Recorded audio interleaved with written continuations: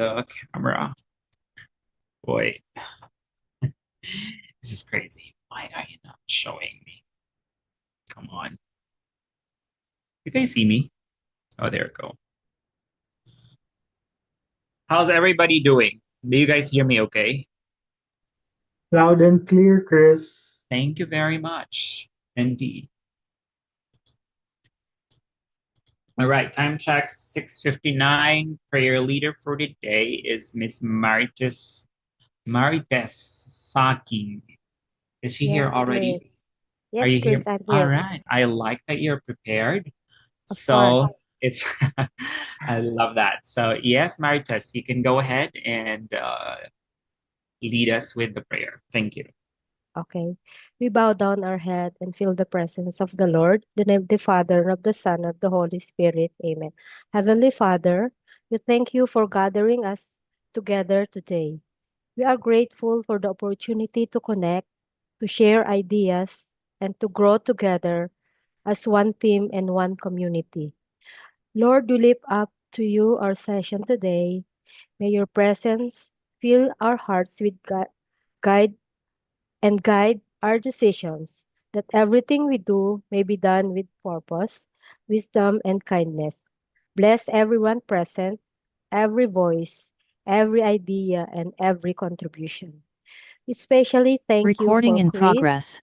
our mentor, whose vision and dedication continue to inspire us all. Bless him with continued strength, creativity, and clarity in leading this mission. We also thank you for the BA team whose hard work and collaboration make us all this possible. May you reward their efforts with joy and fulfillment. Be with us, Lord, throughout this session. Open our minds to learn, our hearts to listen, and our spirit to work together in unity and love.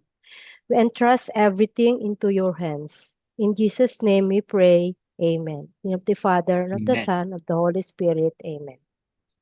All right, thank you, Marites. I think it's first time for me to see you in not in the flesh, but with the face before the name. Yes. So it's Yes, nice po. to meet you, Marites, and thank you for leading us with the prayer today. I hope to see more of you. All right. Yes. Again, thank you. Let's move on to the quote for the day, which would be shared to us by Jonathan Ramos, who I already met. So, Jonathan, are you here already?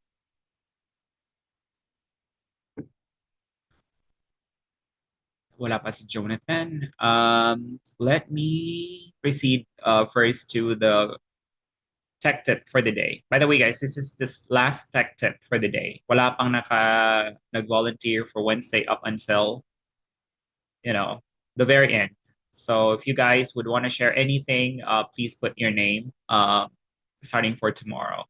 So let's have Leia, Mia. Are you here, Leia?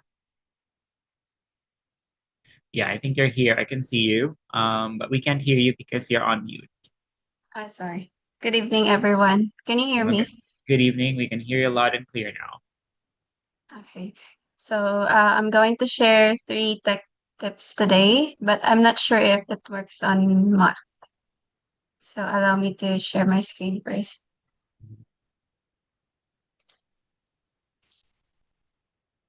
Can you see the screen?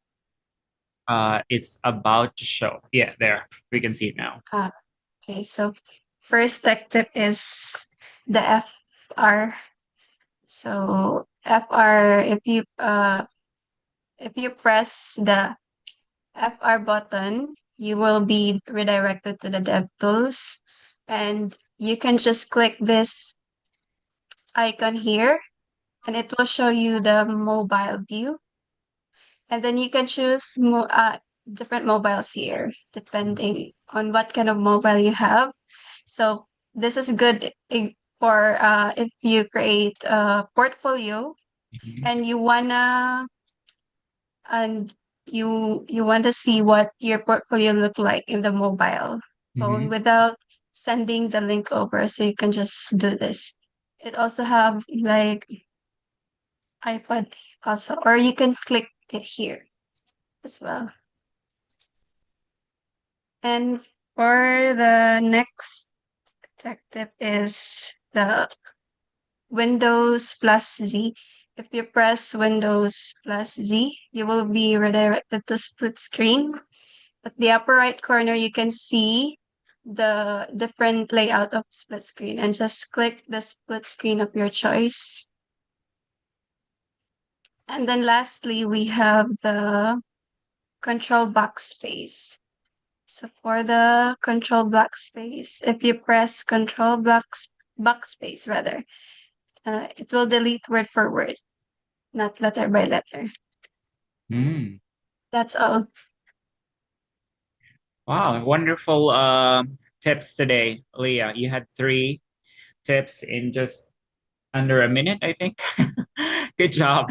So F12 to see the mobile view of your profile. Is that right? Like, Yes. I think it's used a lot by mobile developers. Is that right? Like when you're developing a website and then you want to see uh how that would get displayed in a mobile environment. Is that right? Yes. And then Windows Z for multiple screen display, Control backspace for deleting word for word and not per letter. Nice. Makes your life a lot easier, right? You don't have to hit multiple backspace. Nice. I love it. I hope you guys love it too. Right. Isn't it nice to have these things shared to us? The one that was shared by Anna yesterday, I haven't done it yet because I got so busy, but I'm already thinking of doing that, yung pag-create ng topics sa Telegram. And there's a lot of things that you can still learn in Telegram, features that are applicable to our channels and to our groups. So I'll also explore more on that. But thank you, Anna and Leah, for today. How do you say your name? Is it Leah, or I'm not really sure, but I'm used to Leia. you're used to Leah? Right, nice. Thank you, Leah, and also uh like our peer leader earlier, see Martes. It's also my first time to see your face before your name, so it's nice to meet you. Thank you for sharing your tips today, and I hope to see more of you also, Leah. Yes. Right. Next, I hope Jonathan is ready. Are you ready, Joe? Are you here already? Let's see. While we're waiting for him, let me ask Kelly to be the co-host so we can maintain a decorum in our session because I'm seeing a lot of people not on mute. Okay, Chris. Right. So Kelly, you are the co-host. If you can just look at the participants tab and mute those uh, uh, mics that are not currently on mute. Happy Chris. Good evening. Thank you so very much. Right, parang wala pa si Joe. So Joe, if you are here, magparamdam ka. If you are coming in late, let us know if you wanna share your quote so we can take a break and then we can have you for the moment. Otherwise, we can continue. I browsed through the file and I saw a suggestion from Jonah. So Jonah saying or suggesting that or if we can include the YouTube recording link so that it's easier for people to watch the recorded lesson right away.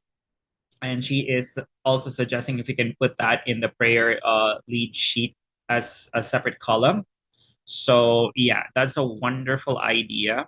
And I believe that would be very helpful for everyone, even for myself. So yes, we are going to do that, Jonah. Thank you so very much for that wonderful suggestion. So there, YouTube recording link that's already here. If anyone can volunteer to do it, so how you would share the link, maybe it's gonna be through here, And for those who are also struggling in um, looking up the links in YouTube. So if you have Borderless Accountants and you're subscribed to it as well, you get notified once the recording is available. And I think Zara is well caught up already with the recorded session. So as a matter of fact, he had the recorded session from yesterday already made available. So if you're in here, just go to Borderless Accountants channel, and then what you want to do is click on playlist. I hope he has already created one. Yeah, so it's here. So we have 3 playlists already, one for the individual tax prep course, and then the bookkeeping, and then the ongoing one, which is the business tax. So if you want to click on the playlist, it's gonna lead you to the various recordings for this particular course. So see, the overview is here, and then all you want to do is click on this link, copy it, and then maybe put it here. So maybe we can insert one here. So we did the overview. When did we do the overview? We did it on the 19th, right? No, the 18th of October. So we can just say, put that over here. Or let's say overview, just say that. Say that it's clean to look at overview, and then just use hyperlink. So just insert the link and then copy paste the YouTube link here, so that when someone clicks on that overview, it's gonna lead him or her to the episode right away, right? So if anybody can continue doing so, do it this way, and then let's say episode 1, for example, then just do the hyperlink,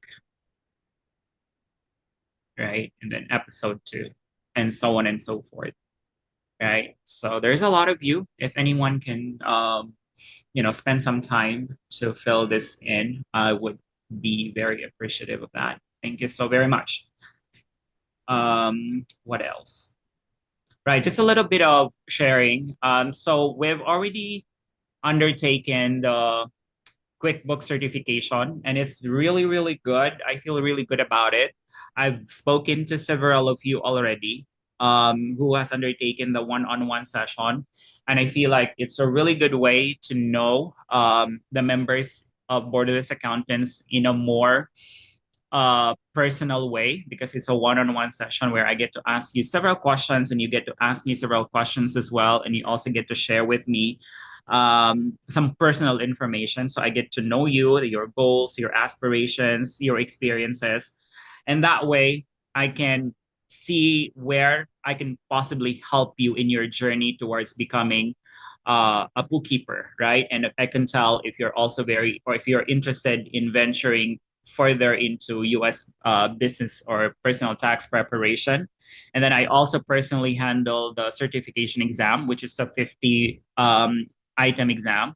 And so far, the ones who took the one-on-one, they're really good, right? They managed to pass the exam, and I feel so good about it.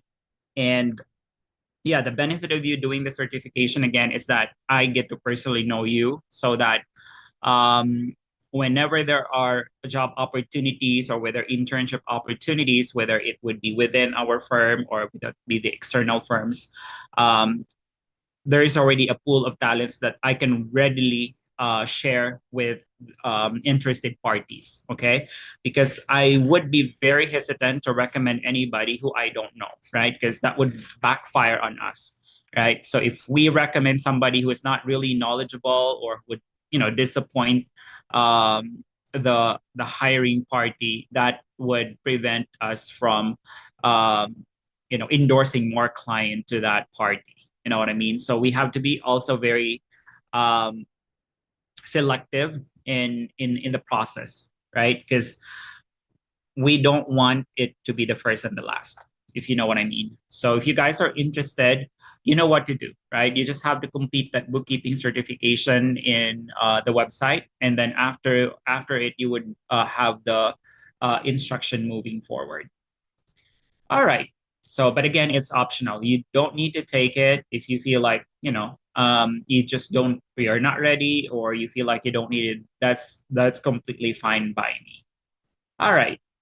After that, we're gonna soon launch the individual tax prep certification as well.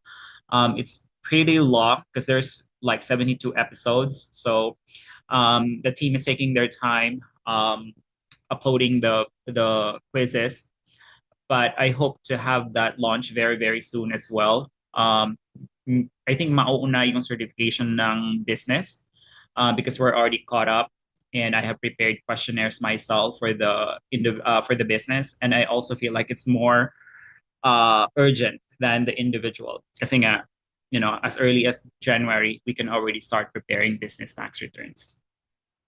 All right. Before we go and start our proper session, kasi wala tayong recap today, right? No one volunteered to do the recap. So ako na lang mag-recap. So yesterday, we had a discussion on the fourth subtopic from the GLIME resource, right?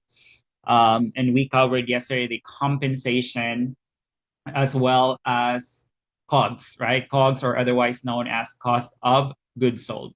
Some people would also refer to it as cost of sales, right? Pretty much the same thing. And again, emphasis on that is that you don't need to calculate those when you're preparing tax returns, because most of the time that's already provided to you by the bookkeeper. So if there's anyone who wants to familiarize with the COGS calculation, it's the bookkeepers, right?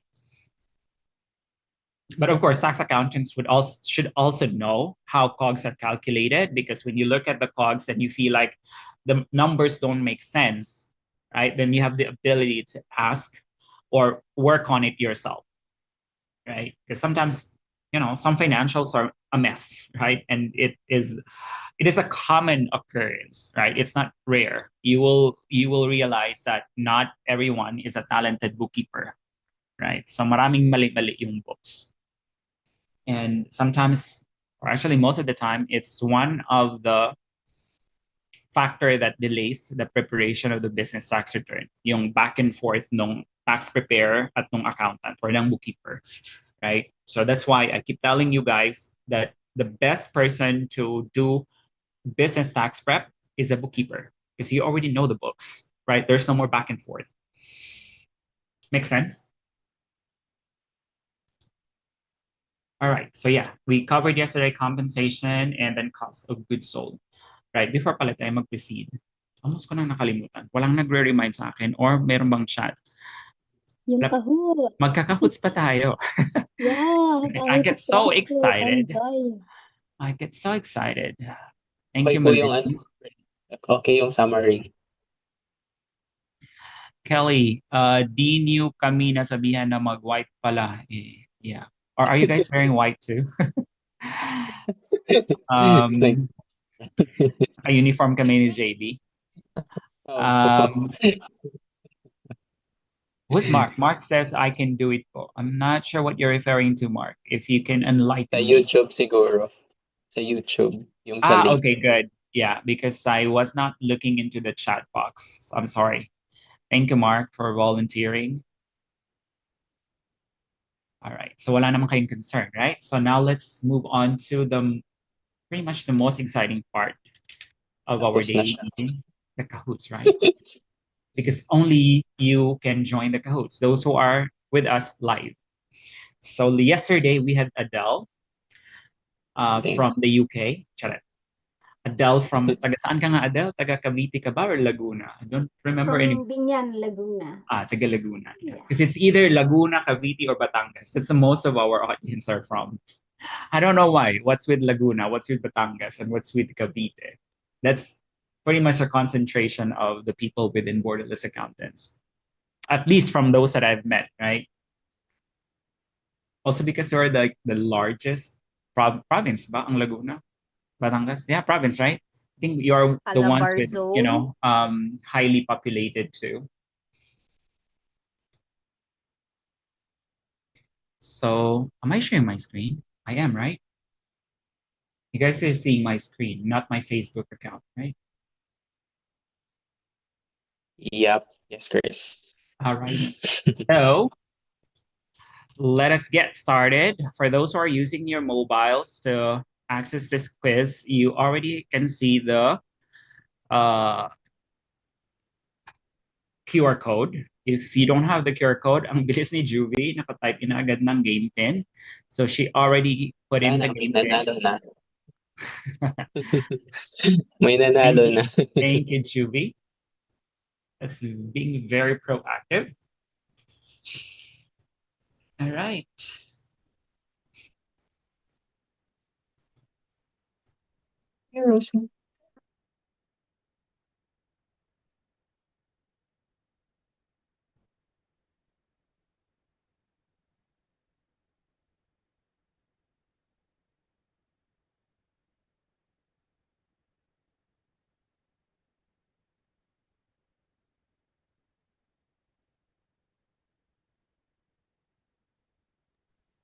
May pa-emoji pa si I feel Cherry. so good because like the names that I'm seeing in the screen right now, I can already pretty much tell the face behind that name, right? Ang dami ko nang medyo na-familiarize, which is good. Pampaswerte yung emoji.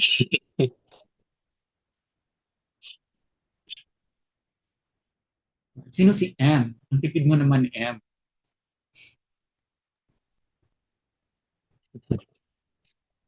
Sana sumali si admin Chris. Sino ba si admin? Si Miss Beverly.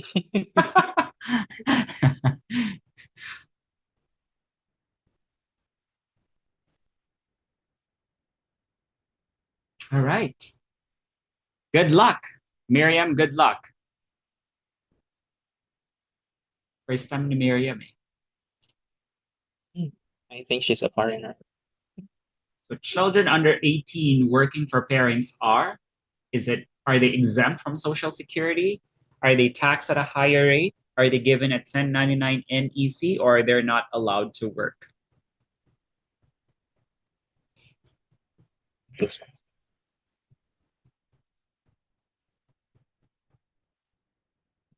Right, answer is they are exempt from Social Security. So whatever you pay them, you don't have to withhold tax, you don't have to withhold social or Medicare. Wow, JR. Coming on top. Gifts to employees are deductible up to which amount? We've covered this yesterday. Which amounts are deductible for gifts to employees? Hindi yan kalakihan, guys. It's only 25 bucks. Right? Hindi pa tapos. Ay, di pa patapos? I'm sorry. So $25 per Bakit year. nag-time So Nag-submit pa po ba? $25 per Oo nga, year. nag-time out. Hindi tapos. Hindi pa ako nakasagot. Right? You have to be very quick. Which benefits is non-taxable and deductible? So which benefit is non-taxable and deductible? Is it cash bonuses? Is it personal car use, vacation trips, or is it health insurance premiums? So non-taxable siya, but it's deductible as an expense.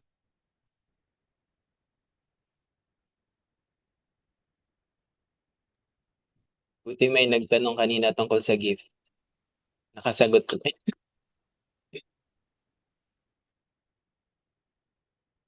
Mel, now leading.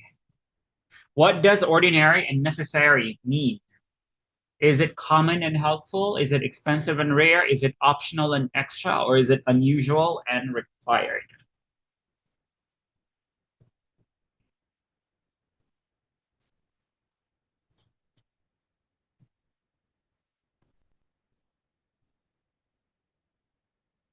Okay, answer is common and helpful. It has to be common and helpful for it to be considered as ordinary. Right, Adele is coming on the second place. Good job. Cafeteria plans offer. Is it only insurance? Is it cash or benefits? Is it only cash or is it only retirement? Alin dyan ang naiiba? So cafeteria plan is like a cafeteria because you have options to choose from, right? So the answer is cash or benefits. Right? Yan lang naman na iba. The others are only. So it cannot be. Right. COGS is subtracted from revenue to find what? Is it the net income? Is it a gross profit? Is it the operating expenses? Or is it the taxable income?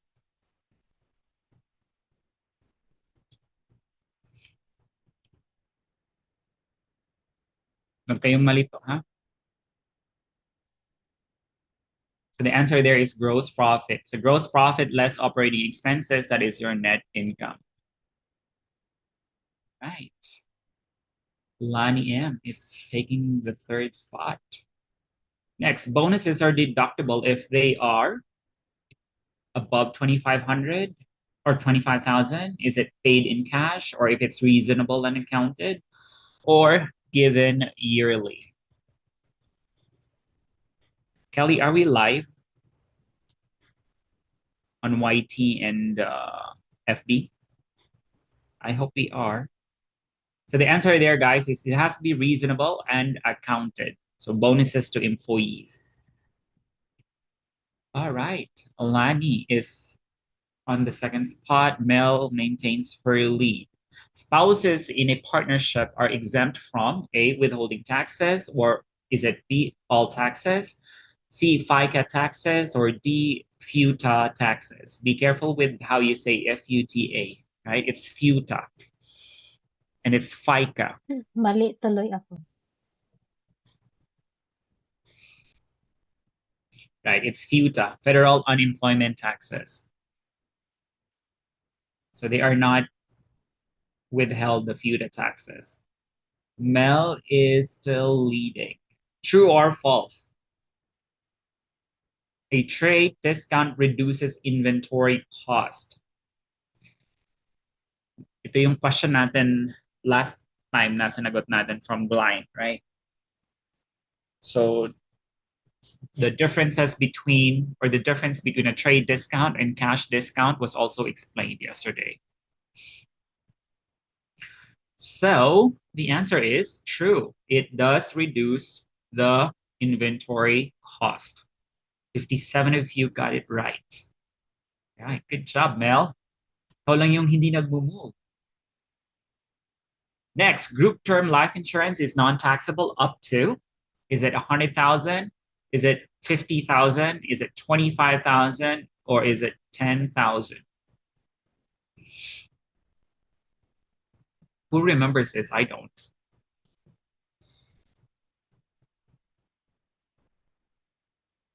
So answer is up to 50,000. So if the benefit is only up to 50,000, it is non-taxable on the part of the employee.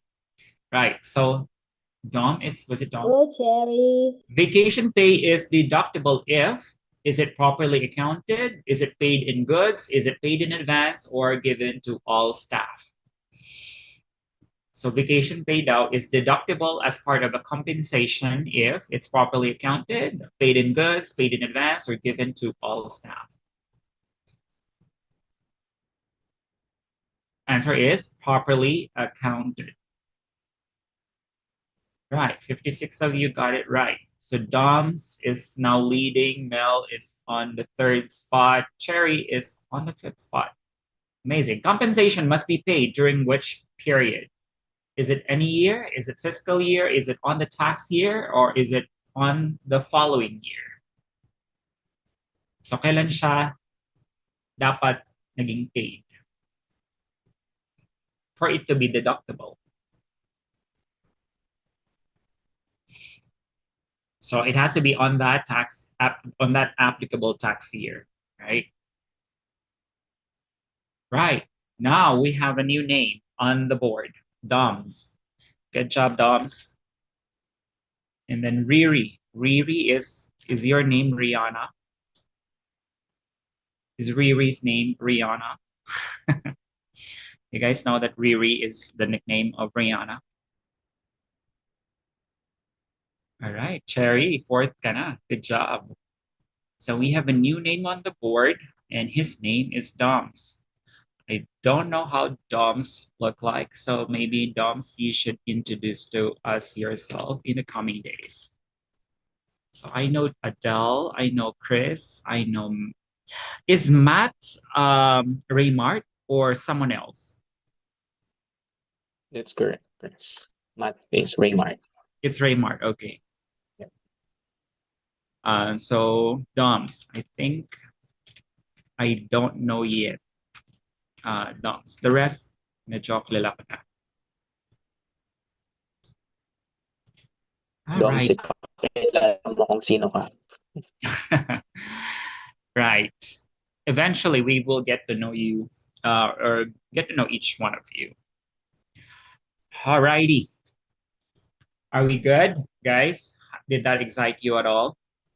Felt like it was quicker, right? I made it quicker. If you notice, the question expires a lot quicker because I made it like 10 seconds only para maging mabilis lang yung ating exercise, right? So we have more time to really tackle the meat of our session. All right.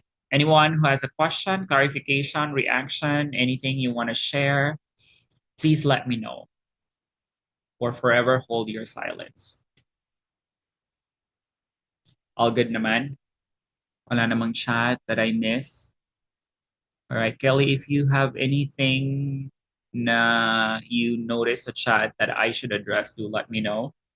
Okay, otherwise we can now continue to the third subtopic for the study unit number 4 on business expenses. And that is interest expense, and then we will have rent expense as well as taxes for tonight. All right. There's All right. a question, Chris. Excuse me. Sa Yes. tax, it says also we can put the topic of the day on a separate column dun sa sinasabing ano kanina sheet. Here, if it's uploaded already.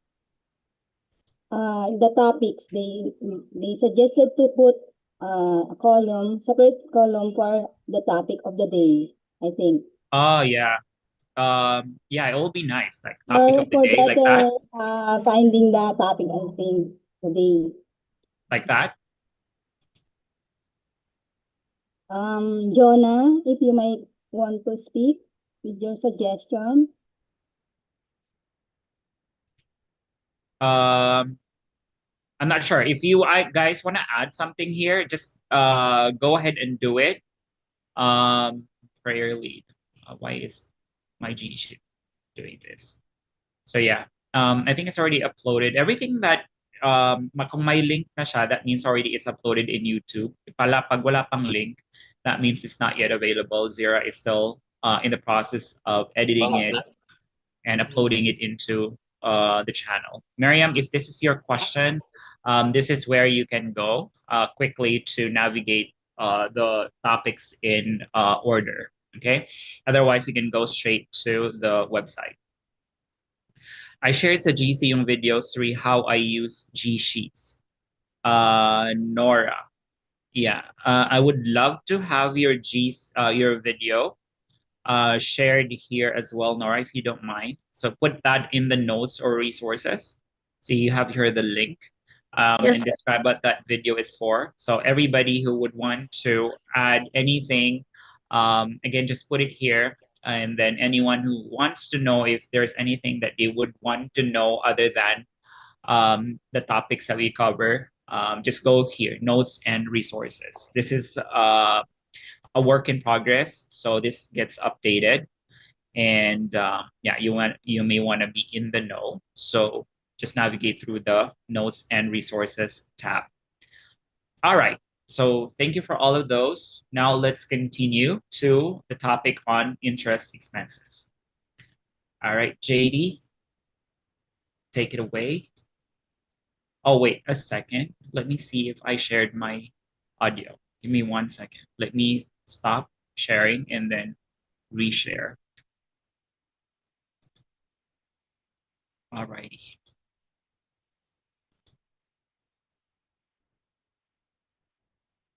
Oh, wait.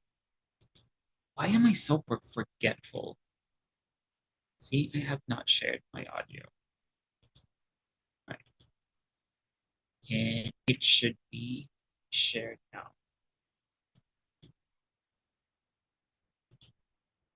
All right, let's go.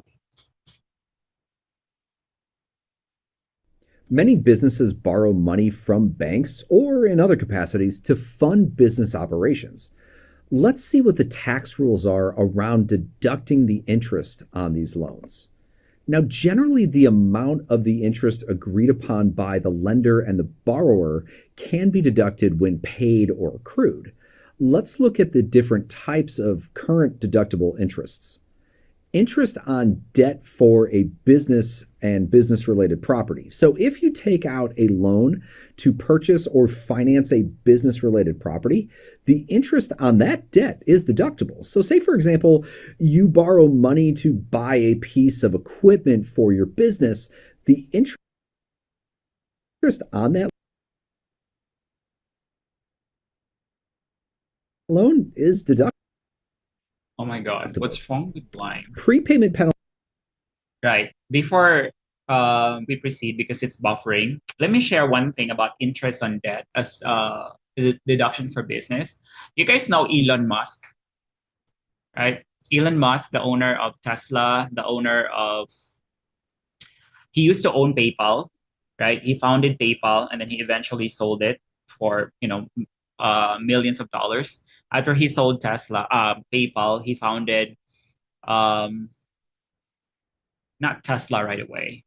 He founded this space something. Starlink. He also Starlink. founded Starlink, but before that, he has this SpaceX. So he did SpaceX, and then later on he launched Tesla, and now he owns Starlink and many other businesses. So, and he owns Twitter now. So, how he's able to use interest to his favor, right? So, for one, in Tesla, it's a public company already, so he has a board of directors, right? So he negotiated before the board of directors that because he's working for the company, he gets salary as well, right? He gets salary, but he doesn't get that in cash. So he doesn't receive salary in cash. Rather, he would receive his salary through stock options, right? Stock options. Reason being is that because cash, if it's cash, it's taxable, right? He gets a W-2. And then when you get a W-2, you will have to pay withholding taxes. But he wants to get away with that. So what he does is he gets stock options, and then that stock options, he go to the bank and make that as a collateral, right? He will not sell the stocks, right? He would execute the option. He would now own the stocks. But if he sell the stocks, he get capital gains tax, right? It's either long-term or short-term. So what he does is he goes to the bank and make that as a collateral. So he now gets a loan in the bank. And how much is the bank charges for interest? It's only about 10, maybe 12% per annum. It depends, right? If you're a really good borrower, then you can negotiate even a much lower rate. But how much is a capital gains tax? 25% if long term, right? If short term, it could be more, right? And how much is his tax? He's very rich, right? So he could probably be at the 35% tax bracket. So isn't it amazing that he gets to spend cash by borrowing it from the money that he loaned from the bank, and he's only paying 10%, the most probably in terms of expense, right? And he can even deduct that as an interest expense on his tax return, right? Isn't that amazing? And that's how he bought Twitter as well, right? He bought Twitter, if you are in the know of the news, I think a couple of years ago. So he bought Twitter, but he didn't pay it in cash, right? He also made a collateral based on the stocks that he owns because he's very, very rich, right? On paper, at least, right? And he don't want those rich, his wealth converted into cash because again, he will pay taxes right away, right? So all of his wealth is on paper, right? So what he did when he bought Twitter was he collateralized his shares of stocks and took a loan from the bank. And again, because it's a loan, it's a business loan because he bought Twitter. It's still connected to the business. So guess what? That 10% that he's paying as an interest expense in the bank, he still gets that as a deduction, right? So isn't that amazing, right? I think that's how the rich get away with taxes, right? So It's even a funny thing, right? I just watched this clip today. When remember Donald Trump on his first term had Hillary Clinton as the opponent, and Hillary went during the debate. She brought up the fact that Trump used like 950 million in paper laws to avoid paying taxes. And guess what? Trump was very proud about it. He was very, very proud about it because he knows what he's doing, right? And it even backfired to Hillary Clinton because um, Hillary says, "Oh, you're actually going around the tax laws." But that's how we do. That's rich people do. We pay. I mean, that's what he said. We pay, hefty amount of payments to tax strategies for us to be able to um, do tax avoidance, right? And it's legal, right? And then he backfired to Hillary Clinton that if you wanted rich people to pay the right amount of taxes, then you should have amended the law, right? Because Hillary Clinton used to be a senator, right? So if she had something against that law, she could have taken an initiative to revise the law. But why did she not do it? Because most of the donors of Hillary Clinton, as per Donald Trump, was the rich people, right? So people donate to the campaign of Hillary Clinton so that she does not amend the law that favors them, right? So that's funny. I don't like Donald Trump, to be honest, but he's very clever, guys. He's a very clever guy. He's very smart. You know what I mean? And that's why a lot of people like him because he makes so much sense, right? So if you complain about paying so much taxes, maybe because your tax accountant is not doing a good job, right? He's not giving you options on how you can strategize your income so that you pay the least amount of taxes legally, right? And that's what we do. That's the value that we bring to the table. We don't just prepare taxes, but later on, once we get to familiarize and become more knowledgeable with the tax laws provisions, then we can go and tell our clients that, hey, um, I had this meeting earlier with one of the BA member. She did a consultation because she's doing bookkeeping and she wants to prepare the tax return for her bookkeeping client. And I asked her, provide me a copy of the tax returns, and then I can tell you what points you can bring to the attention of your client so that you can come before him and confidently tell him that you can save him taxes, right? Because the complaint of his client or her client was that the client was paying so much in taxes, right? And true enough, when I look at the tax return, I was looking at the S corp return and I was not seeing the deductions I was supposed to be seeing, right? So I sent her an email detailing her some points that she can bring into the discussion with her client that, hey, we are missing these deductions, right?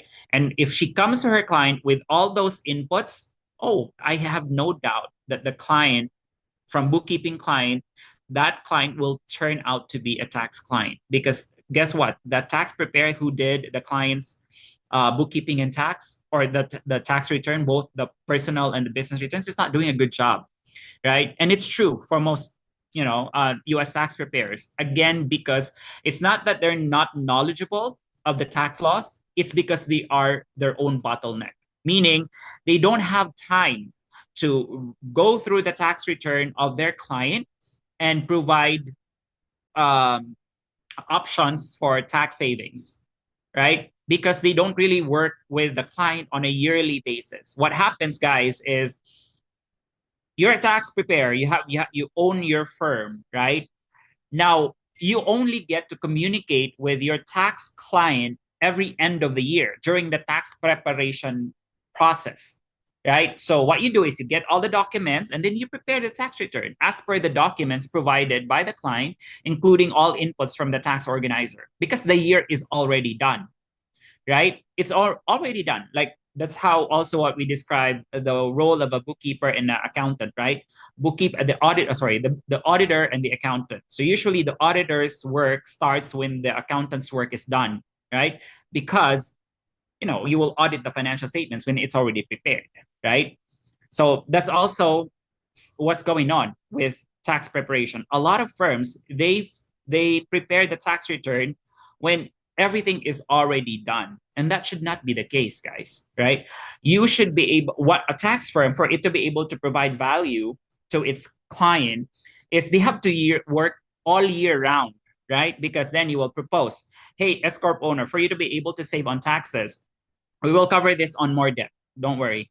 I see again that you are not contributing to a self-retirement plan.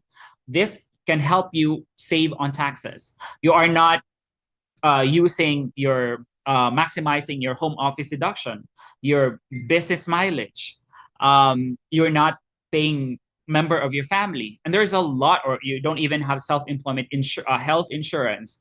There's a lot that can be done before the year ends, so that that gets implemented, right? Like, for example, health insurance, you cannot do it after the year, right? It has to be done during the tax year. So if it's 2025, the compensation, the health insurance, these have deadlines, right? These have deadlines. They cannot, like earlier we had a question about compensation. When this compensation has to be paid, it has to be paid in the tax year, right? So if they need to pay themselves a certain amount as a pay for themselves, being the owner of an S corporation, for example, they have to do it within the tax year. They cannot do it after the tax year, right? Because they will miss that opportunity to deduct that compensation, right? So now is the perfect time. November, December, there are still time to catch up. That's why if you are doing bookkeeping, it would be very, very nice for you to, if you have access to your client, you have,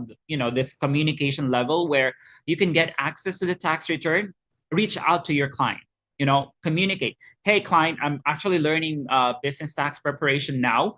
I'm really looking forward to helping you prepare your business tax return for next year. Now, to better prepare us, to help you strategize, to help you make the most out of the deductions that you can take as legally as possible, if you can provide me a copy of the previous year's tax return, 2023 and 2024, then I can help you look into, before the year end, possible deductions that we are missing. You get what I mean? Because if you do that at the end of the year, you have already missed that opportunity. You get what I'm saying? So again, if you are already doing bookkeeping now, you are in the best position to come before your client and tell them what you can possibly offer them. Okay? And you will have they will be so impressed with you, right? Because again, that's the struggle for most tax firms. I'm telling you, that's the most struggles for most tax firms, because it's not that they don't want to give tax strategies to their clients, they just don't have the time for it, right? They just don't have the time for it. But if you can come, and if you're already an aspiring tax preparer, how you can sell yourself is that you are not just a regular tax preparer, you are someone who knows tax strategies, right? And when you know tax strategies, you can greatly help your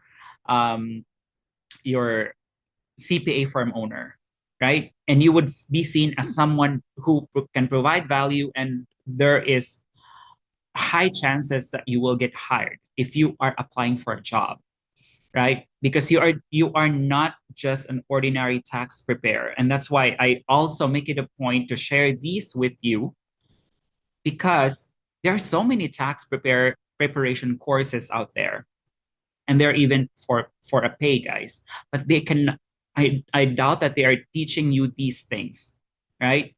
Not many are providing tax strategies. Many are doing tax preparation, but that's, there's many competition out there already. Many are doing bookkeeping, for example. But how do you have an edge towards other bookkeepers when you're going out there and looking for clients? Is that you are knowledgeable with tax. You are knowledgeable about strategies that can help your clients save on taxes. And these savings are not just hundreds, they could be thousands, right? They could be thousands of dollars, right? And that's what most clients look for, because tax strategies in the US, they're very expensive. They're very expensive. And if you're a Filipino who knows tax strategies, you may still price yourself on the expensive side, but you are relatively cheaper than our counterparts in the US. I get what I'm saying? And through this course, it's gonna I'm hoping that you gain that confidence. You know what I mean? That confidence to, to translate that as a really good impression towards someone you're looking to work with, be it a direct tax client, be it a direct bookkeeping client, be it a firm owner who you want to be an employee for. That's the goal, right? And I hope that you're already feeling that, and you're also seeing my passion to share with you these things, because mind you guys, there's a lot of opportunities. There's so much opportunities out there. And I see a lot of talented people here in this room and in the community, who I believe who could be better than me, right? Who could be better than me. It's just that you have not been exposed to these opportunities, right? It's just that no structure has been laid for you. But if you stick around 1 year or 2 years, guys, I'm sure you're going to be better than me. Reason being is because I am very forgetful. I'm very disorganized. I'm very spontaneous. And there are things that I am really good at, but there are also things that I'm not good at, right? And yeah, I feel like you can do a lot better in a year or 2 years time. Anyways, hopefully nag-load na to si JP. Otherwise, I'll have to pull out the Loom recording. But let's see. Questions on that, reactions, clarifications. Did you get my sharing with Elon Musk? Share niyo yung mga YouTube clips about that. There's a lot of discussion about how Elon Musk save on taxes by way of interest expenses. And I'm not telling you kwentong barbero, it's really true, right? So here, let's continue. Penalty on a loan happens if you pay off a loan early and incur a prepayment penalty. That penalty is actually deductible as interest. Unstated interest, this is the difference between the interest under the contract and the applicable federal rate. If there is a difference and that difference reduces the basis of that purchased property, it is deductible. Prepaid interest. Okay, any form of prepaid interest must be amortized over the period of the loan. So say, for instance, you pay $1,200 in interest up front for a 12-month loan, you can deduct $100 per month. Investment interest. This is deductible to the extent of investment income. Say, for example, you borrow money to buy stocks and pay interest on that loan. You can deduct the interest up to the amount of your investment income. Points or loan origination. Right. That's something that we learned the hard way this year, because just to share with you, we have a tax client who's invested in the stock market, in a lot of investment vehicles. And because in the past, I'm not exposed to these type of clients, so I didn't know about investment expenses, right? So we missed that deduction, the investment interest expenses that could have offset his investment income, right? Because again, I was not knowledgeable, and we had a crunch during the tax season where a lot of the returns were no longer reviewed, right? But we miss it. But we're amending the return. But one point I'm going to share with you is that investment income, if you see that in Schedule B, in the interest income, you have to know if there are loans taken by that client and he's paying interest on that loan, right? Because the interest expense, walang specific form yan, right? Walang specific form. It's not like a 1099. Right? So it comes with a loan statement, for example. And the loan statement is varying in forms. So again, when you look at the return of the client that you're preparing a return for, if you are seeing a huge amount or a significant amount of investment income, then you have to understand that, yung mga investors, they know how to play around with money, right? A lot of rich people, they don't use their personal money to invest, right? There is a concept of using other people's money, right? So they take leverage, right? So what they do is they borrow from the bank at a lower interest cost, and they invest it somewhere where they can earn a higher interest or higher income, right? So at the end of the day, if say their investment return was say 18%, and the bank loan was only 8%. So they are able to benefit from the leverage, right? So they borrow the money at 8%, excuse me, and then they invest, they earn 18%. So net is 10%, right? So that's the concept of using other people's money, and rich people do that.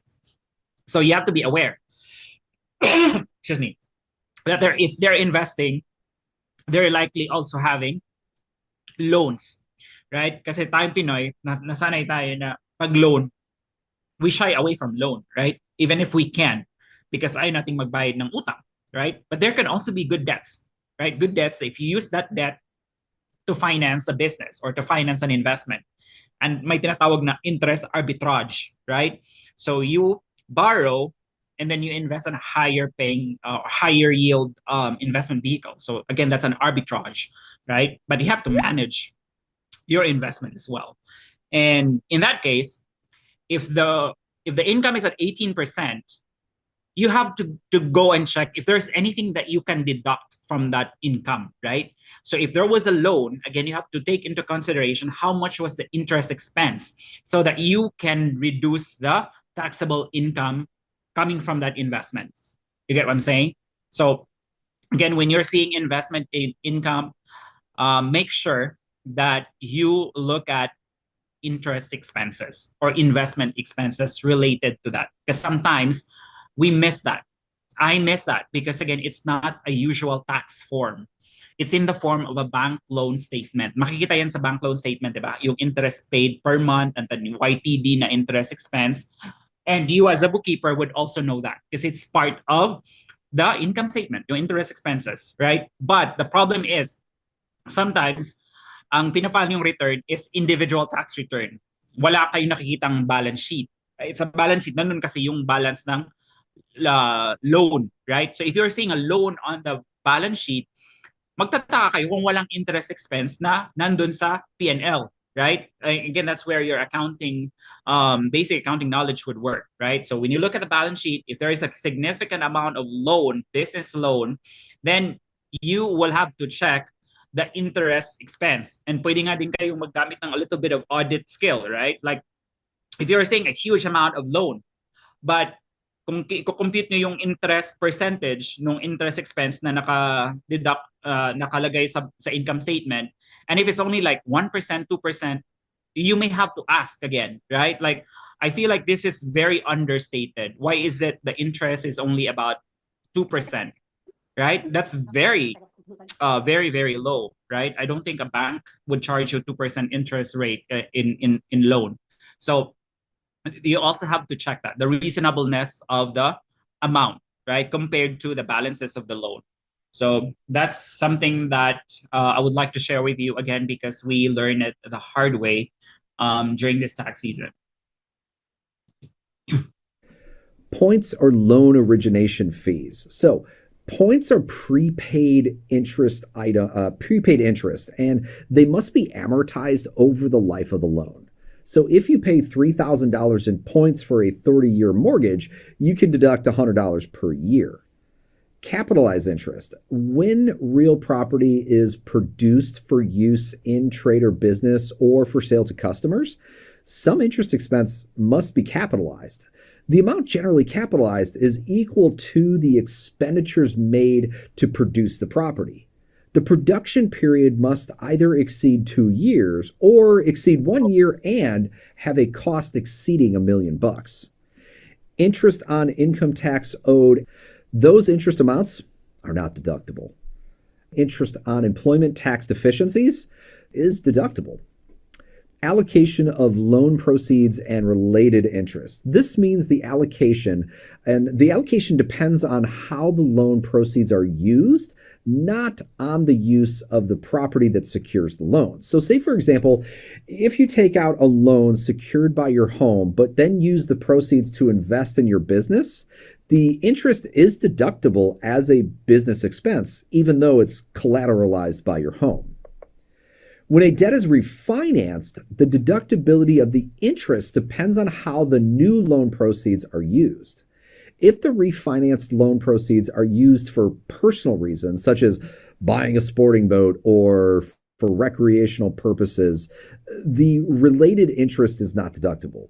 For example, if you refinance your home mortgage and use the extra funds to buy a new pontoon, the interest on that portion of the home loan is not deductible.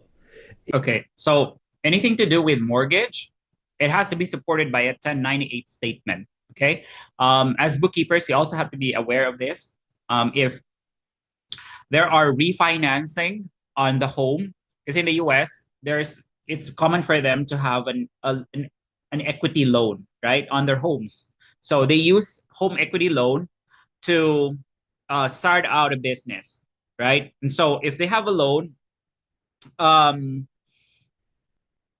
then you may need to ask, where is this loan coming from? What is the source of this loan, right? And so if you want to record interest, then you have to have a supporting document called 1098, right? Again, a 1098 is a mortgage statement. It specifically states there how much was the interest paid for the entire year, right? And as per this material that you're seeing right now, if the loan was made for personal purposes, then that is not business deductible. It's deductible on the Schedule A form, right? And the Schedule A form, which is the itemized deduction. If it's for business use, then it can become a deduction on the tax form, the business tax form, Schedule C 1120S 1065. Okay, yung investment expenses then earlier that I mentioned, it's also deductible on the Schedule A. If the loan proceeds are used for business purposes, the corresponding interest is deductible as a business expense. So say, for instance, you refinance a loan and use the proceeds to buy new equipment for your business, the interest on that portion of the loan is deductible. Interest on borrowed funds used to purchase an interest in an asset used in a trade or business may be deductible. However, the interest deduction is limited to the proportion of the asset's devotion to an active trade or business. So say, for example, you borrow money to buy a 50% interest in a business property. Well, then you can only deduct 50% of the interest related to 50% that was used in the business. If a taxpayer borrows money from a third party to pay off an already outstanding loan and the interest is otherwise deductible, the individual may deduct the interest portion of that payment. So say, for example, you have a business loan with deductible interest and you take out a new loan from a different lender to pay off the old loan, you can continue to deduct the interest on that new loan. However, if a cash basis individual borrows money from the same person to whom the already outstanding loan is owed to pay off the first loan, the borrower cannot deduct interest of the first loan until payments begin on the second loan. So, for instance, if you owe $10,000 to a lender and then borrow another $10,000 from the same lender to pay off the first loan, you cannot deduct the interest on the first loan until you start making payments on that second loan. The business interest deduction is limited to the sum of business interest income, 30% of the business's adjusted taxable income, and floor plan financing interest. If any business interest is disallowed, it can be carried forward indefinitely. Note this limitation does not kick in until the business has gross receipts above the inflation-adjusted threshold noted in your Gleim Knowledge Transfer Outline. For S corporations and partnerships, the limitation is generally applied at the corporate or partnership level. Any business interest deductions is taken into account for determining non-separately stated items' taxable income or loss of the S corporation and partnership. Adjusted taxable income is computed without regard to these items. Any item of income, gain, deduction, or loss that is not properly allocable to a trade or business, business interest or business interest income, net operating loss deduction, and then finally, qualified business income deduction or QBID. Any deductions allowable for depreciation, amortization, or depletion. Okay, so for example, if a business has $100,000 of taxable income, $10,000 of business interest income, and then $20,000 in depreciation, the adjusted taxable income would be $100,000 plus 10 plus 20,000 to give us $130,000. Any excess taxable income, which is the S corporations and partnerships unused business interest deduction due to the limitation, is passed through to shareholders and partners. Each shareholder and each partner, their deduction limit is increased by their distributive share of the S corporation and the partnership's excess taxable income. All right, well, that sums up our interest expense. Hopefully you found that interesting. Thanks for watching. Manuel is not subject to the business interest deduction limitation and paid the following amounts in year one for interest. So we're given three different options. Ultimately, it says compute Manuel's business interest deduction for year one. All right, so try muna tong i-compute. So 1,000 interest on loan used to buy a new computer, used 80% for business. Next is 2,000 interest on a construction loan for his new business location to be completed in May year 2. And then 10,000 interest on second mortgage on his home. The original loan amount was 10,000. 50,000 was used to make improvements to his home. 25,000 was spent on a new truck for the business. And the remainder was invested in tax-exempt bonds. So what is Manuel's business interest deduction for the first year? So how much of the 1,000 is deductible, if any? And how much of the 2,000 is also deductible? And how much of the 10,000 is deductible? So that's 10, 2, and 1. So, aminin na lang kayo. So wala namang 13,000 dyan. So malamang hindi lahat yan deductible, right? So the choices already give us a hint that not all the interest expenses are deductible as business expenses, only a portion.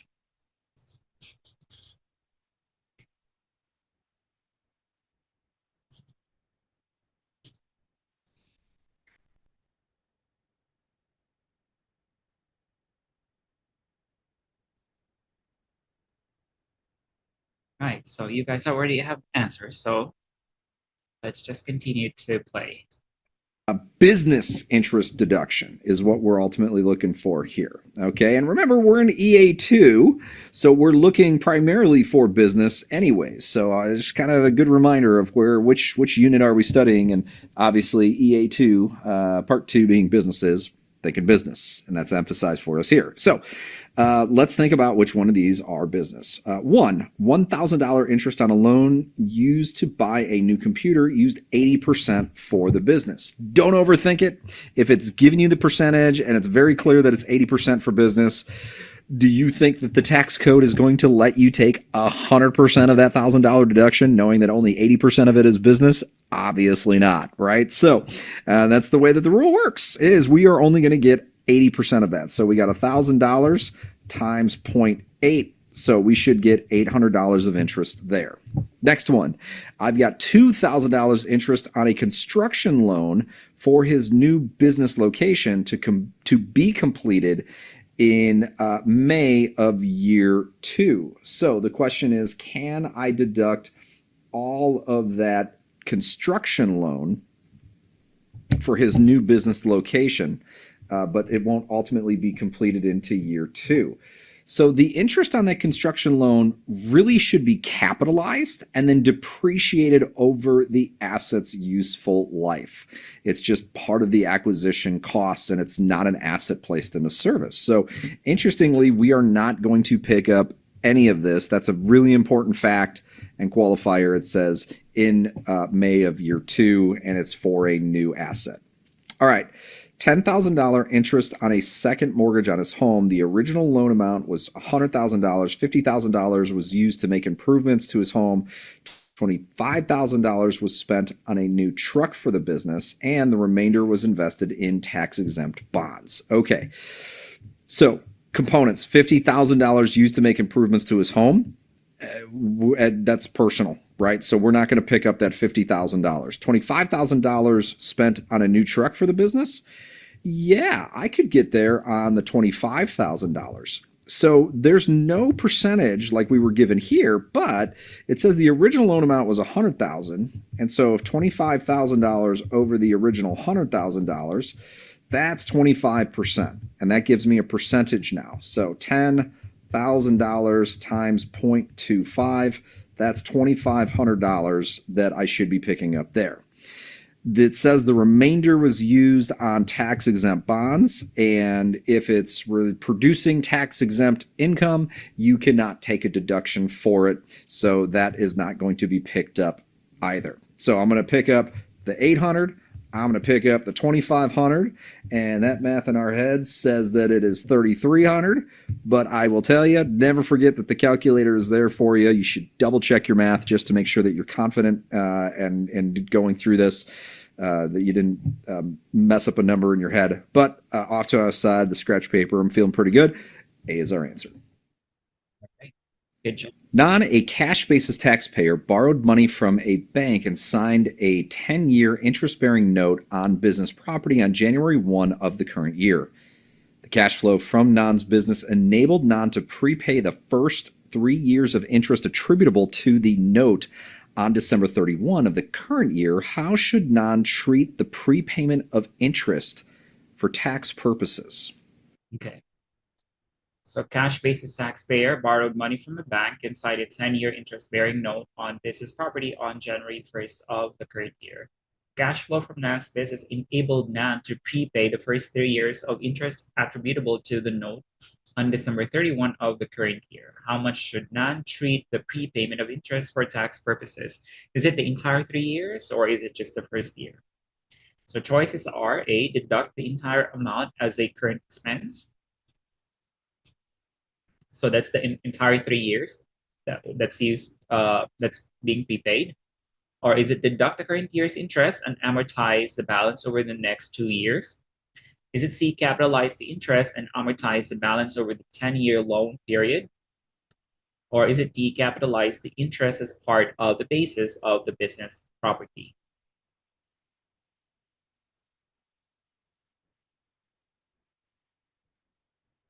Right. So,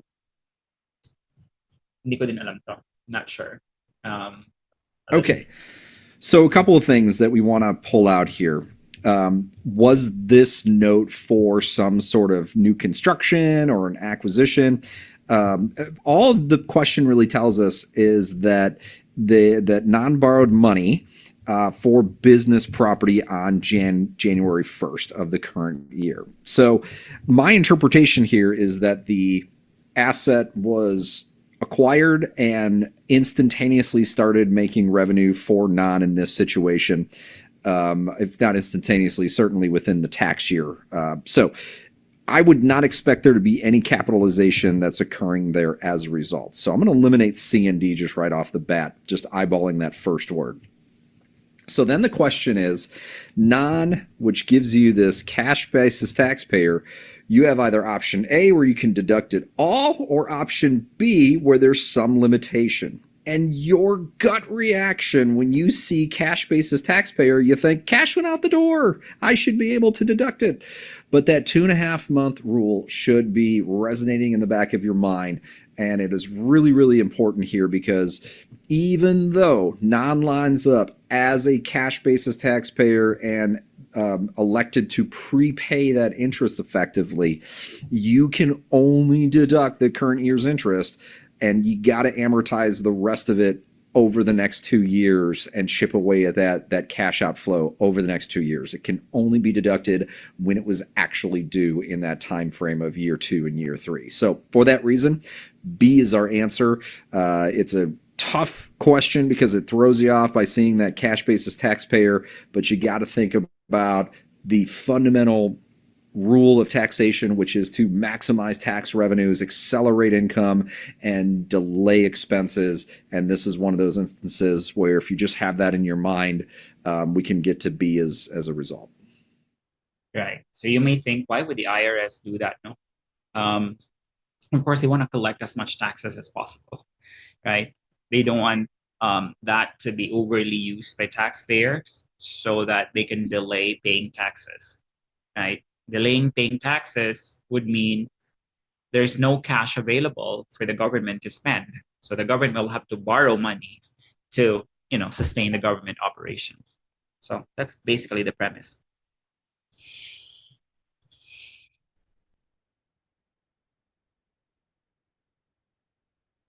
Rent can be either on real property like a building or on tangible personal property, sometimes abbreviated TPP, like a piece of machinery. So let's explore. Rent is any amount paid for property that is not owned. Rent that is not unreasonable is deductible. This means if you pay rent for using a property, you can deduct that expense as long as the amount is reasonable.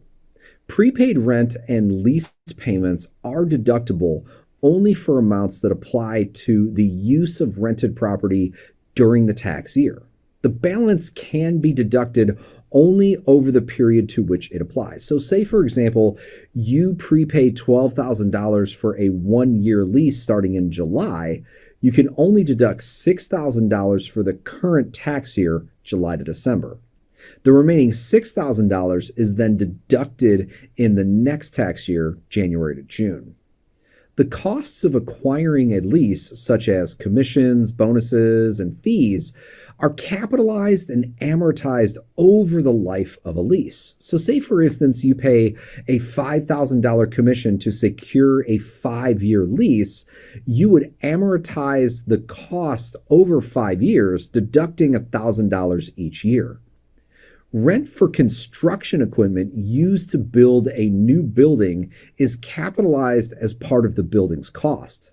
This means the rent expense is added to the building's cost basis and then depreciated over the building's useful life. For example, if you rent a bulldozer for $10,000 to help construct a new office building, that $10,000 is capitalized and included in the building's cost, which is then depreciated over time. All right, well, that's rent expense. Thanks for watching. Wilma Smith leased a building for 4 years beginning in March of the current year for $1,500 per month. On March 1 of the current year, Mrs. Smith paid her landlord $33,000 in rent. How much can she deduct on her current year tax return? Try to answer that first. So Wilma Smith leased a building for 4 years beginning in March of the current year for $1,500 per month. March 1 of the current year, Mrs. Smith paid her landlord $33,000 in rent. How much can she deduct on her current year tax return? So there are prepayments of rents, right? Is magkano lang ba yung 1.5 times 10? It's only 15,000. Did I give away the answer? I was not looking at the answer. I was just analyzing the question. Looks like that could be. Okay, so we got a building beginning in March. So let's count out the number of months in this year. Never be afraid to use your fingers and toes as you're counting these things out. I still do it myself and go through the months. So we've got March, April, May, June, July, August, September, October, November, December. If you were counting with me on your fingers, you should be staring at 10 fingers, 10 digits being held up in front of you there. So we've got 10 months in the current year at $1,500 per month. $1,500 a month. That gives us $15,000 that's attributable to the current year. Now, she prepaid her landlord a bunch of money here. And one of the core fundamentals of tax, it's a kind of a great gut check when you're going through these questions, is to remember the goal of the tax code is to maximize revenues, meaning taxable income, and minimize expenses or delay and defer them as long as possible. So do you think that would being able to deduct $33,000 seems fair then, based on that kind of general rule? Absolutely not, right? So we know we're not going to be able to deduct the full 33. It also seems inequitable to not be able to deduct anything when we proved out that $15,000 is attributable to this year. So the answer in this case is exactly what we would expect it to be, the $15,000, which we calculated out here. How they got to 18, I have no idea. Maybe that was just not counting the months properly.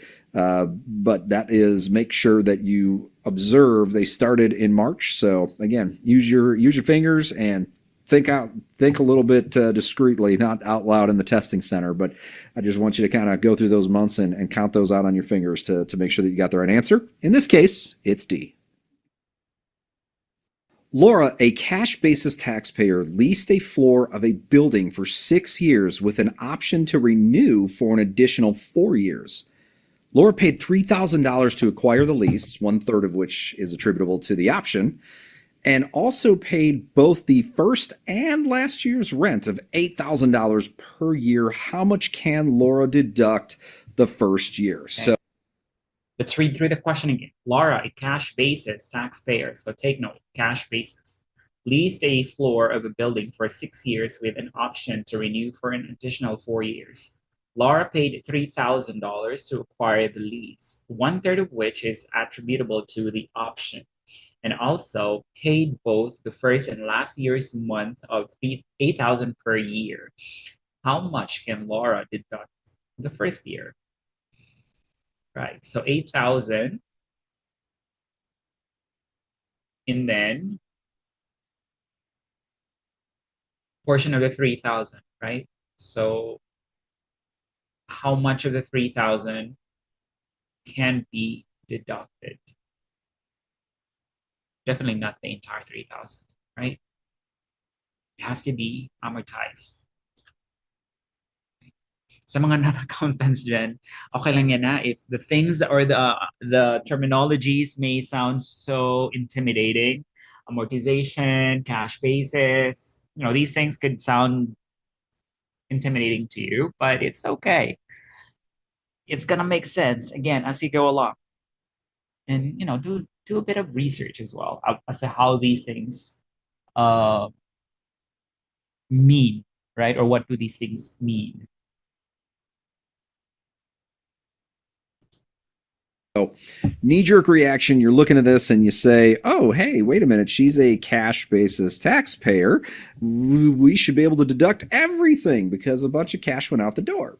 Remember, one of the core fundamentals of tax, it's a great kind of gut check question, is that we have in the tax code, the ultimate goal is to accelerate income and defer or delay expenses as long as possible, because that's what would maximize tax revenues.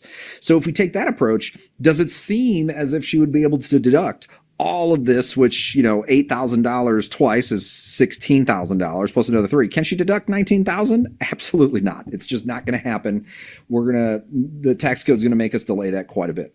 So then the question is, all right, well, can she deduct $8,000? Because I don't see 16 as an option here for what's left, A through C. So to me, that kind of eliminates last year's rent. It can only be the first year's rent. So then out of the first year's rent, I either do $8,300 or $8,500 or $8,000, because then there's a question of, well, what can we do with this $3,000?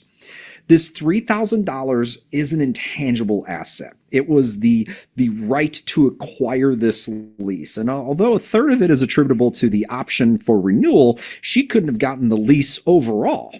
And the renewal part is kind of indifferent, if you will, because it doesn't sound like she would have been able to acquire the lease at all if she didn't incur this $3,000 cost. So this $3,000, what we're going to do is we're going to divide that over its useful life. And its useful life in this case, it says 6 years with an option to renew for another 4. Well, 6 and 4 is 10 years. So that ends up being $300 that she's able to amortize per year for the next 10 years for this option or for this acquisition instrument that she had to get here. So 8,000 plus 300 ends up being 8,300, which is our correct answer.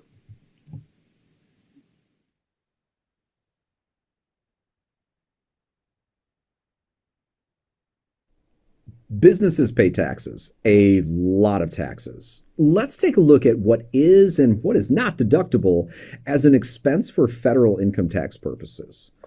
First, let's talk about sales tax. Sales tax is treated as part of the property's cost. This means that when you purchase an asset, the sales tax paid is included in the total cost of that asset. How does that affect depreciation? Well, if the cost of the property, including the sales tax, is capitalized, the sales tax may be recoverable as depreciation. All right, so for example, if you buy a piece of machinery for $10,000 and pay $800 in sales tax to acquire that piece of machinery, the total cost of the machinery is then $10,800. This amount is capitalized and then depreciated over the useful life of the machinery. If the cost of the property is currently expensed and deductible, the sales tax is then also deductible. So say, for instance, if you buy office supplies for $500 and pay $40 in sales tax, you can deduct $540 as a business expense in the year of the purchase. The occupation I think this is the last one. licenses acquired for a business are deductible if there are taxes associated with those occupational licenses. These taxes imposed on businesses and individuals are effectively for the right to operate in a certain profession or occupation. All right, example, if you pay $200 for an occupational license to operate a business, you can deduct that $200 as a business expense. Wagering tax is imposed on wagering activities and are also deductible. So say, for example, you operate a casino and pay $1,000 in wagering taxes, you can deduct that amount as a business expense. State or local personal property taxes are an itemized deduction for individuals. Tax on business property is a business expense. Real estate taxes included in monthly mortgage payments and placed in escrow cannot be deducted until the lender actually pays the taxing authority. Taxes assessed for local benefit that tend to increase the value of real property are added to the property's adjusted basis and are not currently deductible as a tax expense. Examples include taxes assessed for streets, sidewalks, sewer lines, and public parking facilities. The tax must be an ad valorem tax, meaning based on the value and imposed on an annual basis. When real estate is sold, the deduction for real estate taxes must be divided between the buyer and the seller according to the number of days in the real property year. The taxes are apportioned to the seller up to but not including the date of the sale, and to the buyer beginning on the date of the sale, regardless of the actual or lien dates under local law. If a buyer agrees to pay delinquent taxes, the amount paid is added to the basis of the property and is not allowed as a deduction. The seller can deduct the property taxes paid by the seller. State and local taxes imposed on net income of an individual are deductible. However, they are not considered a business expense for a sole proprietorship. Instead, they are a personal itemized deduction. Federal income taxes are generally not deductible. This means you may not deduct the amount you pay in federal income taxes on your tax return. Right, it's very important, guys. So you are aware of this. The federal income taxes, these are never a business expense, okay? And when you're doing bookkeeping, how do you know that it's federal income tax? If the description on the transaction has the IRS word in it, right? And usually these are also made on a quarterly basis. So if you see a quarterly payment to the IRS, let's say 4/15 or somewhere around that date, June 15, 9/15, and January 15, or again, somewhere around that date, because those are the deadline for estimated tax payments or quarterly estimated tax payments to the IRS. And if you see around that date and they're specifically classified as IRS payment, then that is not a business expense. Do not categorize that in the books as taxes and licenses. Rather, you debit that against personal or a drawing, right? Because that means it's the business that's paying for the personal tax return of the business owner. You get what I'm saying? Because not all business owners know this. They do not know that their personal taxes are never a business deduction. And you would know that, right? You ought to know that because we are highlighting that right now. Okay? Do not make the mistake of deducting federal tax as a business expense. It's always, always personal. Okay? Can individuals choose between state and local taxes and state income taxes? Yes, actually they can. Individual taxpayers may claim an itemized deduction for either general state and local sales taxes or state income taxes, but not both. You can deduct either your actual sales tax amounts or a predetermined amount from an IRS table. So, for example, if you live in a state with no income tax, you might choose to deduct your sales taxes instead. Right. So there are states where they do not charge or they do not assess state income taxes. What are those states? On top of my head, these are Florida and Texas.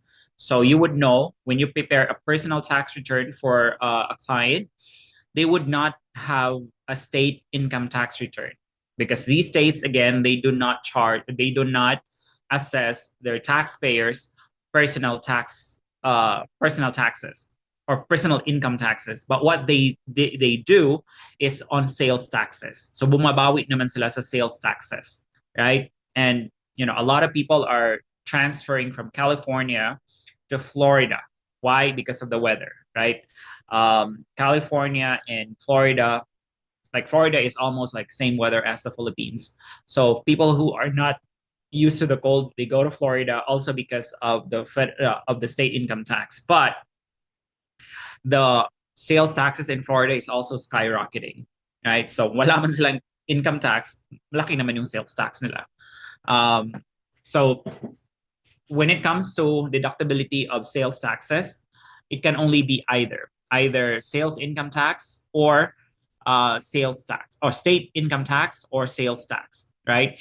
And research nila lang to, I'm not sure. For 2024 backwards, the state sales or income tax may limitation yan na $10,000 on the federal deduction, right? So 10,000 lang yung maximum na ma-deduct ng taxpayer income when it comes to sales state taxes, right? But I think the OBA, or the One Big Beautiful Bill of Trump, has made that 40,000. I'm not sure if it's effective 2025, but who can quickly search that in Perplexity? You may want to check that out right now.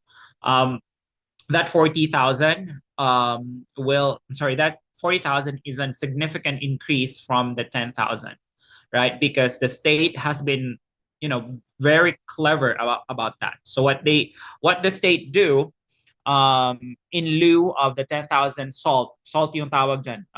SALT stands for state and local taxes, right? So the SALT is 10,000 limit on the federal side. So what the state does is they adopt the PTE tax naman, pass-through entity tax at the state level. So say, for example, California has PTE tax, wherein at the business level, the taxpayer can deduct a PTE tax that reduces the business taxable income. So you already know this. A pass-through entity is a 1065 and 1120S. When they pay pass-through entity tax, their taxable income that passes through to the individual taxpayer is reduced significantly by the PTE tax. right?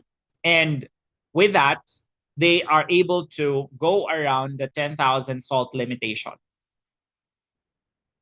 You get what I'm saying? So that's the relationship between SALT and PTE, right? And that's also one thing you ought to know, because only this year that I got to know PTE, right? Because again, WITA happens to be in the advisory side of things, right? So we make it a point that the client pays the least amount of tax legally possible, right? So that's how I got introduced to PTE. And this is one thing you want to know, because this sets you apart, right, from the competition.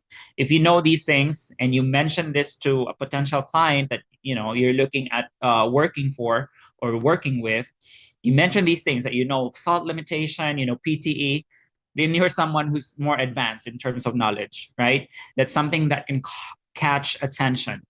So yeah, that's the tip. An employer may deduct the employer portion of FICA taxes, which includes Social Security and Medicare taxes. However, an employee cannot deduct their portion of FICA taxes.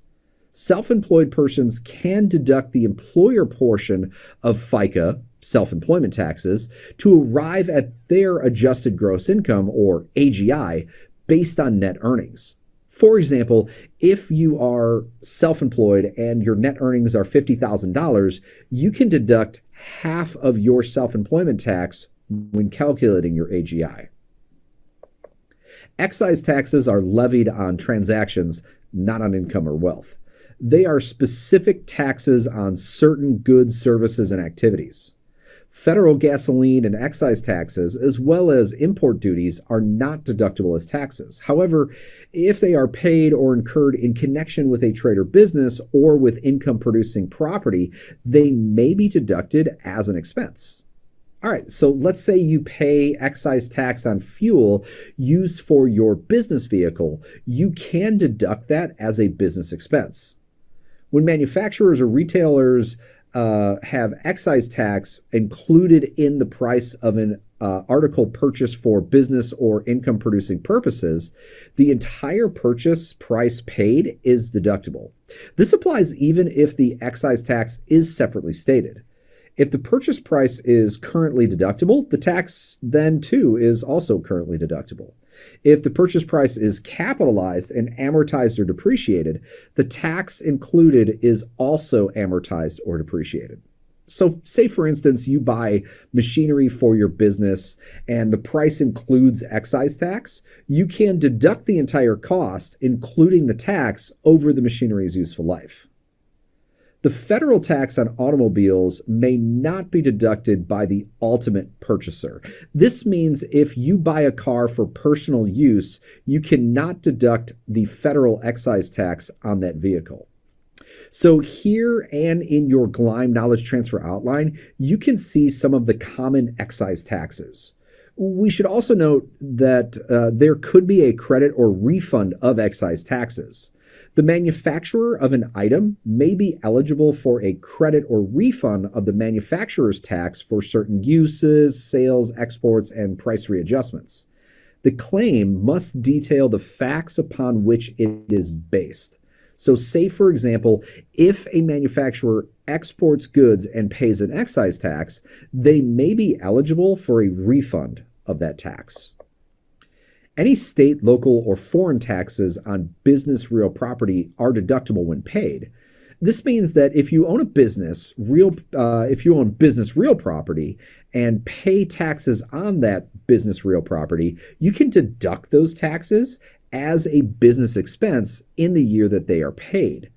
But what happens if the real estate is sold? Well, if the real estate is sold, the deduction for real estate taxes must be divided between the buyer and the seller according to the number of days in the real property year. For example, if you sell a property halfway through the year, you and the buyer would each deduct the taxes for the half of the year you each own the property. Real estate taxes paid into an escrow account are deductible when the funds are withdrawn and paid to the taxing authority. This means you can't deduct the taxes when you deposit them into escrow. You can only deduct them when the escrow company actually pays the taxing authority.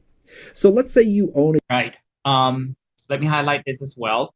So I mentioned already earlier the Form 1098. That's the mortgage statement, right? That it's very common. Even the rich people in the US, even if they can afford to pay a property in cash, they don't do that, right? They always take a loan to they borrow from the bank to buy a house or a rental property, right? So a 1098 statement is very, very common statement for taxpayers. So what do you see in the 1098? It's the interest expense, right? The interest that the taxpayer has paid on a mortgage for that year. But alongside that is the tax paid or even the insurance, right? So in a 1098, if you see that there was an interest, there was a property tax that was paid, you would see that usually in the box 10 of the Form 1098. That means that a certain amount was put in escrow in the bank, right? So the bank is responsible in paying the state the property tax for that, mortgaged property, right? But simply because you do not see a property tax in a 1098 statement means that doesn't mean that a taxpayer did not pay a property tax. It's very unusual, right? It's very unusual because most states, if not all states, really tax on real property. Even the Philippines, right? We already know that if we own a real property, we get an annual tax assessment, right? We always pay taxes. So if you don't see that in a 1098, you always have to ask the client, how much did you pay for real estate tax property for the tax year applicable, right? And then also insurance, because nobody, no bank would allow you to take a loan for a property that you're going to buy without being insured, right? It also is in the Philippines, right? If you're invested in condo, in a house and lot, there's always this fire insurance, right? There's even a mortgage redemption insurance that you pay. And it's also true in the US, all the more that it's true. So you always have to ask for these two things if you don't see it in a 1098, the property tax that was paid, as well as the insurance expense, okay? Especially if the property is rented, right? Because you can deduct that as a business expense. Make sense? commercial building and pay $12,000 in property taxes for the year, you can deduct that $12,000 as a business expense. If you sell the building on June 30th, you and the buyer would each deduct $6,000, assuming the taxes are evenly split for the year. If you pay your property taxes into an escrow account monthly, you can only deduct the amounts as they are paid out to the taxing authority. Well, that's it for taxes. Thanks for watching. Which of the following statements regarding deductible taxes is correct? Okay, first option, local benefit taxes for business assets are deductible only if they are for maintenance, repair, or interest charges related to those benefits. Okay, yeah, that's actually correct. So, right. So let's read through that first. So which of the following statements regarding deductible taxes is correct? Is the number one correct? Let's see. Local benefit taxes for business assets are deductible only if they are for maintenance, repair, or interest charges related to those benefits. Makes sense, right? I don't know. Number two, real estate taxes on business property included in monthly mortgage payments placed in escrow cannot be deducted unless the lender actually paid the taxing authority. Number three, taxes on gasoline, diesel fuel, and other motor fuels that you use in your business should be deducted as part of the cost of the fuel. And number four, any tax imposed by a state or local government on personal property used in your trade or business is deductible. So are the statements 1, 2, 3, and 4 correct? Let's hear it from JT. Right, so you all have varying questions. It's mostly A or D, but let's see. Local benefit taxes are typically like library assessment fees, something that's attached to property taxes, but it's for a general benefit. In this case, business assets is where it's tied to, but there's a very specific rule that if it is for maintenance, repair, or interest, then those are deductible. So that one's okay. That sounds good. 2, real estate taxes on business property included in monthly mortgage payments placed in escrow cannot be deducted unless the lender actually paid the taxing authority. That is true. You have to actually have the bank remit the funds, even though they're held in escrow. It's still your money as the taxpayer. So until the bank actually cuts the check on your behalf, it's not deductible. So I like that one. 2 looks good. 3, taxes on gasoline, diesel fuel, and other motor fuels that you use in your business should be deducted as part of the cost of fuel. That's very true. That you can't really go fill up your gas tank for your personal vehicle and say, I need 2 receipts. I need one for the gas and one for the taxes. It's kind of all just baked in together. And that's why 3 ends up being correct. 4, any tax imposed by a state or local government on personal property used in your trade or business is deductible. That is also true. As long as it's used in the trade or business, any tax that's imposed there is going to be deductible. So after rolling through those, our correct answer is D, all the above, 1, 2, 3, and 4. Right. So that's true. When you're categorizing transaction in the bank feeds, if you're using QBO, expenses for gasoline, diesel, they're not separated in terms of the cost of the fuel and the tax, right? So you just categorize the entire amount without segregating the component for taxes. During the year, Mr. Stone had the following expenditures relating to commercial real estate that he owns. So we've got some county property tax, we have state property tax, we have an assessment for street construction, and then charges for sewer and water service. What is the amount Mr. Stone can deduct as real estate taxes on his commercial real estate for the year? So we're looking for real estate taxes. And if we go back through, I mean, my goodness, it even says... Let's see. So during the year, Mr. Stone had the following expenditures relating to commercial real estate that he owns. So the taxes are the following: county property tax, 1,200, state property tax, 600, assessment for street construction, 500, and charges for sewer and water service, 800. The question is how much he can deduct as part of the real estate taxes for his commercial real estate for the year. Is it everything, or does it exclude 1 or 2 items? Let's find out. Tax. So tax, $1,200, that's a slam dunk. State property taxes, that's a slam dunk. So at least those 2. Then what about the assessment for street construction and charges for sewer and water service? Well, sewer and water service, although it might be provided by the municipality, a state, local government, that's a service, right? That's going to occur every month. It doesn't go into the general funds for anything. That is specifically for that business and its services that it's receiving from the municipality or the city in that case. So I'm not going to pick up the 800. Now in that same so the 800, it's not a tax, but it still is a business expense. You can categorize this as utilities, right? That's the most common categorization for this type of expense. Not a tax, but another category called utilities.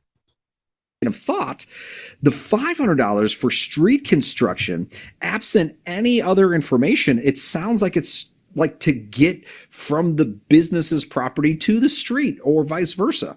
So it's for the specific benefit of the business. It's not going into any general funds. Taxes for deductibility must go into general funds here, and that's ultimately what we're looking for in those first 2. Those to me seem to be the best answer. As a result, B, $1,800 is our answer. Right. So also 500 is a business expense, just not tax, right? Can be other charge, any other expense, whatever is applicable for the business type, right? But this is government charges. So maybe other taxes, maybe, I don't know how to better categorize this. Assessment for street construction. I don't know. I would say other taxes. I cannot use permits and licenses. I don't think I can use that. maybe just other taxes. There's a provision for in the tax return. There are under taxes and licenses, you can do state taxes, other taxes, and I think there's another one there. I forgot, but you can do other taxes. Should be okay. Under HOA, could be. I don't know. Homeowners association dues. Usually, if it's a condo or if you're part of a village, and that's a monthly thing. Assessment for street construction is just a one-time thing, usually, right? That's like when the government would do construction on the road or do some improvement, and because you benefited from that, you get special assessment that they bill to your address. So not sure if we can do HOA, but whatever's close, I think other taxes would still be applicable, just not real estate tax. So per ChatGPT, if part of the property tax bill, then the surcharge will be part of real estate tax. Yeah, maybe not real estate tax. It's not ChatGPT is not always correct. As per the speaker, he said anything that's going to the general fund, that's deductible as tax. Anything that does not go to the general fund is specific, then it should not be part of the real estate taxes. And Chris G, I saw you replied to the question earlier on the SALT limitation. So yeah, as per her research, it's 40,000 and it's effective for the tax year 2025. And usually what happens when changes like that happens, sometimes there is a delay in the tax preparation because software like Lacert, ProConnect, whoever owns this software, they will have to update those, right? Because there's a lot of changes year after year. You already know that, like standard deduction, it gets updated every year. So especially with the ALBA bill, there's a lot of updates. So sometimes it takes time for these software to update. So that also prevents us from timely preparing tax returns, right? Because like the IRS would open the e-filing system because they close it. They close it usually at the end of November. So when they close it, you can no longer e-file a tax return. The option is either you mail the tax return or you wait until the IRS reopens the e-filing system. And again, when they reopen it, usually in the third week of January, that officially starts the tax season for that particular year, right? So they open the tax system, but usually sometimes we still cannot file the return because the software that we are using is not yet available or it's not yet ready for the tax year's preparation. So that could cause a delay, but should not be a problem for many of us because when we prepare tax returns, our business tax returns, we usually set a work paper, right? So we have work papers, and I will introduce that in this course as well. I'll provide you a template of a work paper. It's a beautiful template. A lot of tax firm owners I work with love the work paper because not all firms provide work paper.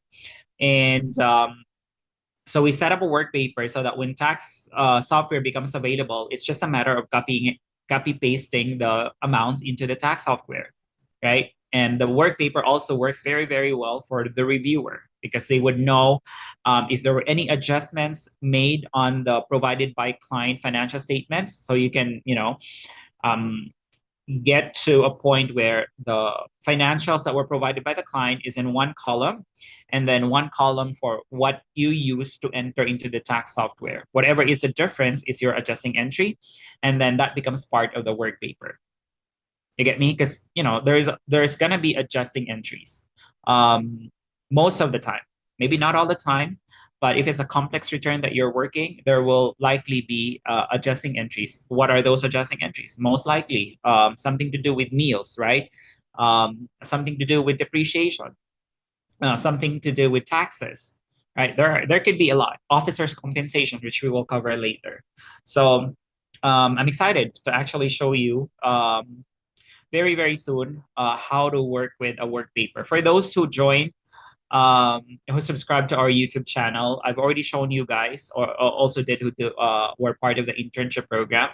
I have introduced that to you already, the concept of work paper. I've shown you how it works, and some of you actually work on a work paper, so you are, a little more advanced.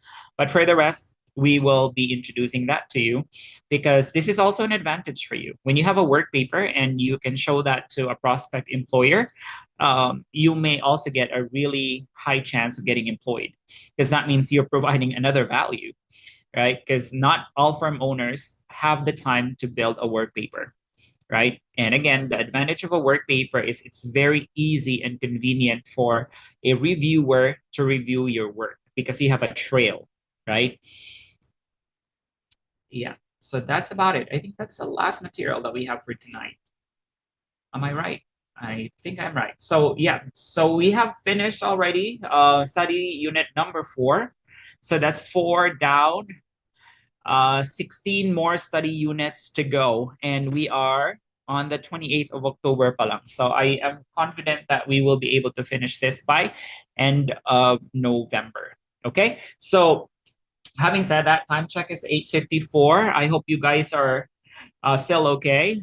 For those who find the session a bit overwhelming because of the terminologies that you're not yet familiar, that should be okay. Again, it's about you being consistent in showing up and being resourceful in researching those that you find overwhelming, dumbfounding, or however way you want to describe it. There are ways for you to simplify those stuff, to break down into digestible items. Please do so, right? And that should not be a reason for you to give up, right? If you quit, then it's end of the road for you. But yeah, I hope you guys find our session today valuable. You learn a lot, and I'll see you guys again tomorrow. Okay. Joseph was supposed to share a quote for the day. If you are still interested to share your quote, or Jonathan pala, let me know, and then we can have you tomorrow, as well as Judy. Okay, so that's it for tonight, you guys. 8:55, so we are 5 minutes earlier than the usual. I have to go early because I have to prepare for another meeting. I've been talking nonstop for the past 4 or 5 hours. So, but yeah, it is what it is. I love what I do, and I hope you guys do. So yeah, that's it for tonight. Again, you guys have a good one, and I'll see you tomorrow. Bye bye. Bye. Thank you. Pleasure. Thank you. Thank you, Bye, good night. Chris. My Bye-bye. pleasure. Thanks, For Chris. now. Thank you Have a good so one. much. Pleasure. Bye bye.